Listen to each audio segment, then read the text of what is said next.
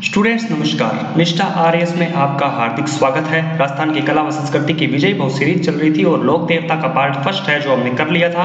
आज हम राजस्थान के लोक देवता का पार्ट सेकंड देखेंगे और उसके बाद में लोक देवता का टॉपिक है वो आपका हो जाएगा कंप्लीट। तो चलिए स्टूडेंट्स शुरू करते हैं। इससे पहले अगर आपको इस वीडियो की पीडीएफ चाहिए तो पीडीएफ हमारे व्हाट्सएप ग्रुप पर आप ले सकते हैं, जिसका लिंक डिस्क्रिप्शन बॉक्स में दिया गया है। आप वहां से हमारे व्हाट्सएप ग्रुप को ज्वाइन कर सकते हैं।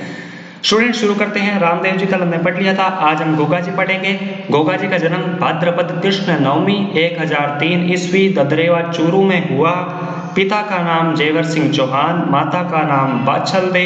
चौहान वंशीय राजपूत थे ये और पत्नी का नाम था केलम दे। स्टूडेंट्स पत्नी का नाम अच्छे से याद कर लेना, पेपर्स में पूछ लिया जाता है। गुरु थे इनके गोरखनाथ, घोड़ी थी इनकी नीली घोड़ी, उपनाम इनके जहर पीर और जिंदा पीर और ये सांपों के देवता कहलाते हैं। गोगा जी ने गायों की रक्षा हेतु महमूद गजनवी से युद्ध किया और वीर गति को प्राप्त हुए। इनका सिर है वो ददरेवा चूरू में पड़ा। जब ये युद्ध कर रहे थे तो इनका जब सर है वो धड़ से अलग हुआ तो इनका सिर है वो ददरेवा चूरू में पड़ा, जिसे शीर्ष मेढ़ी कहते हैं। और धड़ जो नीचे का भाग होता है वो नौहर हनुमानगढ़ में पड़ा, जो धुरमेड़ी कहलाता है। महमूद गजनवी ने गोगा जी को जहर पीर कहा। गोगा मेड़ी पशु मेला लगता है, राजस्थान का सबसे लंबा चलने वाला पशु मेला, जो श्रावण पूर्णिमा से भाद्रपद पूर्णिमा तक आयोजित होता है। मुस्लिम आक्रांताओं यानी मुस्लिम आक्रमणकारियों के खिलाफ सर्वाधिक युद्ध करने वाले लोक देवता गोगा जी थे। गोगा जी रसावला कवि मेहू जी बिट्ठू ने लिखी, जिसके अंदर गोगा जी के युद्धों का वर्णन किया गया है। एकमात्र ऐसी पत्नी थी केलम दे जो सती हुई। एकमात्र कैसे हुई तो एकमात्र ऐसे हुई कि अन्य किसी भी लोक देवता की पत्नी है वो सती नहीं हुई, लेकिन गोगा जी की पत्नी है वो गोगा जी के साथ सती हुई। गोगा जी की राखड़ी है वो किसान हल जोतते समय 8 गांठ वाली राखी बांधते हैं। थान इनके मंदिर को कहते हैं जो खेजड़ी के नीचे होता है। और बाला लिए अश्वारोही सांप की आकृति के अंदर इनका ये प्रतीक चिन्ह है। गोगा जी के भोपों का वाद्य यंत्र ढेरू होता है और मुस्लिम पुजारी है वो चायल कहलाते हैं। कायम खानी मुसलमान गोगा जी को अपना वंशज मानते हैं। और केसरिया कुंवर जी आते हैं नेक्स्ट लोक देवता, जो गोगा जी के बेटे थे और इनके मंदिरों में सफेद रंग के झंडे चढ़ाए जाते हैं। इनके भोपे हैं वो सांप के जहर को मुंह से चूसकर बाहर निकाल देते हैं। नेक्स्ट है मांगलिया मेहा जी, जिनका जन्म बापिणी गांव जोधपुर में हुआ, जिनके घोड़े का नाम किरड काबरा, पिता का नाम गोपाल राज।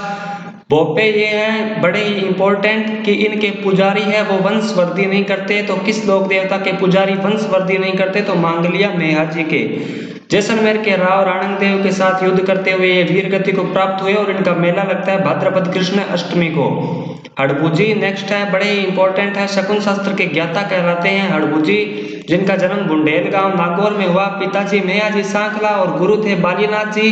सवारी इनकी सियार है और इनके मंदिर में बैलगाड़ी की पूजा की जाती है, क्योंकि उसी बैलगाड़ी जिसकी पूजा की जाती है उसी में ये पंगु गायों के लिए, विकलांग गायों के लिए चारा लेकर आते थे और विकलांग गायों की सेवा करते थे। इनका मंदिर बेंकटी गांव जोधपुर में है। इनके पुजारी है वो सांखला होते हैं। राव जोधा ने बेंकटी को बेंकटी की जागीर दी थी। अजीत सिंह ने 1721 में इनके मंदिर का निर्माण करवाया। नेक्स्ट है पापूजी, जिनका जन्म हुआ 1296 ईस्वी कोलुमण जोधपुर में। पिता है धांधल जी राठौड़, माता है कमला दे, पत्नी फूलम देवी है और फूलम दे का ही दूसरा नाम सुप्यार दे है। गुरु इनके समर्थ भारती थे और जाति थी राठौड़ राजपूत। बाबूजी काफी इंपॉर्टेंट है, आप पढ़ लेना। मेला कोलुमण जोधपुर को चैत्र अमावस्या के दिन लगता है। इनके अनुयायी है वो रेबारी, रायका, दिवासी, चारण और थोरी है। मुख्य नृत्य जो बाबूजी की आराधना में किया जाता है वो थाली नृत्य है। जैसे रामदेव जी की आराधना में कांवड़ पंथ की महिलाएं 13 ताली नृत्य करती है, वैसे ही थाली नृत्य इनकी प्रमुख जो है मुख्य आराध्य नृत्य है। प्रतीक चिन्ह इनका भाला लिए अश्वारोही है और घोड़ी है इनकी केसर कालमी। भोपों का वाद्य यंत्र है माठ या रावण हत्ता। बाबूजी के उपनाम प्लेग रक्षक देवता, गोरक्षक, ऊंटों के देवता, हाड़फाड़ के देवता, भालालो, मैयर मुसलमानों के देवता। ये लक्ष्मण का अवतार माने जाते हैं और मारवाड़ में सर्वप्रथम ऊंट लाने का श्रेय वो बाबूजी को जाता है। अब है कि बाबूजी की फड़ है वो सर्वाधिक लोकप्रिय फड़ है, जिनका वाचन है वो रावण हत्यावादी यंत्र के साथ नायक भील आयड जाति के लोगों द्वारा किया जाता है।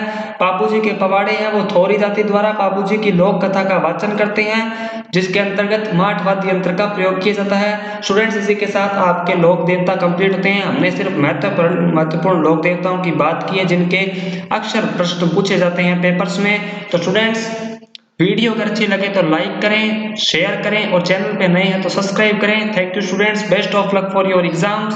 मेहनत आपकी साथ हमारा, मिलते हैं नए टॉपिक के साथ, तब तक के लिए राम राम, धन्यवाद, सादर वंदे।